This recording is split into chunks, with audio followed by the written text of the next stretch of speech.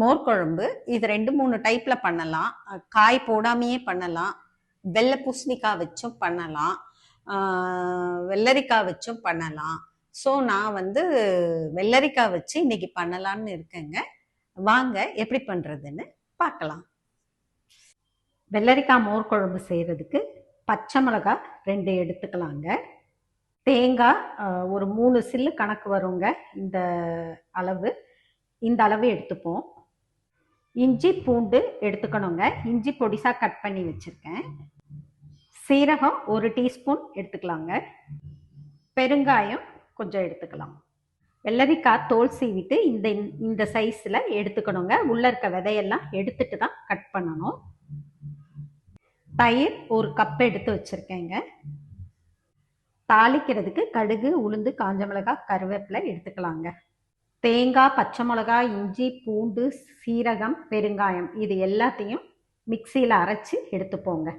மிக்சியில் பச்சை மிளகாய், சீரகம், பெருங்காயம், இஞ்சி பூண்டு, தேங்காய் இது எல்லாத்தையும் அரைச்சி எடுத்துக்கணுங்க. தேங்காய், பச்சை மிளகாய், சீரகம், இஞ்சி பூண்டு, பெருங்காயம் இது எல்லாமே மிக்சியில் நல்லா அரைச்சி எடுத்தாச்சுங்க.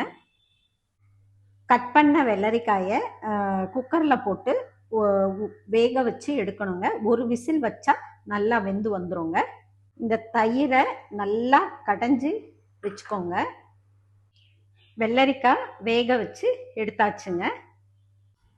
எண்ணெய் சூடாயிடுச்சுங்க. இப்போ இந்த கடுகு, உளுந்து, வெந்தயம் இதை போட்டுடணும். இது பொரிஞ்சு வரணுங்க.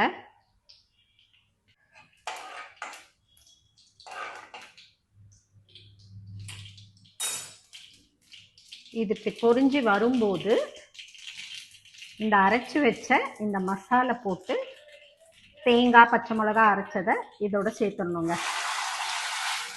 சேர்த்துட்டு நல்லா வதக்கி விடணுங்க. தண்ணி வத்துற அளவுக்கு வதக்கணும்.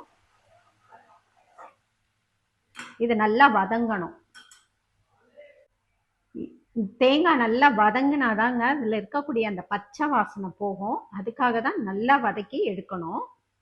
தேங்காய் இந்த அளவுக்கு வதங்கி வரும்போது தேங்காய் அரைச்சிட்டு அந்த அந்த தண்ணியை இதோட சேர்த்துக்கணுங்க.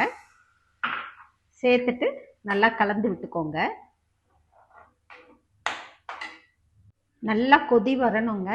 நல்லா கொதிச்சு இப்படி வரும்போது வேக வச்ச இந்த வெள்ளரிக்காயை இதோட சேர்த்துருங்க. சேர்த்துட்டு இது இன்னும் நல்லா கொதி வரணும். நல்லா கொதிக்கணும். தேவையான அளவுக்கு சால்ட் கொஞ்சம் சேர்த்துக்கோங்க. ஏற்கனவே கொஞ்சம் போட்டிருக்கோம். பத்தாததுக்கு பார்த்து போட்டுக்கோங்க. குழம்பு கொதிச்சு வந்துருச்சுங்க. இப்போ இந்த கடைஞ்சி வச்ச இந்த தயிரை இதோட சேர்த்துடணுங்க. சேர்த்துட்டு நல்லா கிளறி விடணும். குழம்பு நல்லா கொதி வந்துருச்சுங்க. இப்போ நம்ம இறக்கி வச்சிடலாங்க. வெள்ளரிக்காய் மோர் குழம்பு ரெடி ஆயிடுச்சுங்க. வெள்ளரிக்காய் மோர் குழம்பு ரெடி ஆயிடுச்சுங்க. செய்கிறதும் ஈஸி தாங்க. ட்ரை பண்ணி பாருங்க.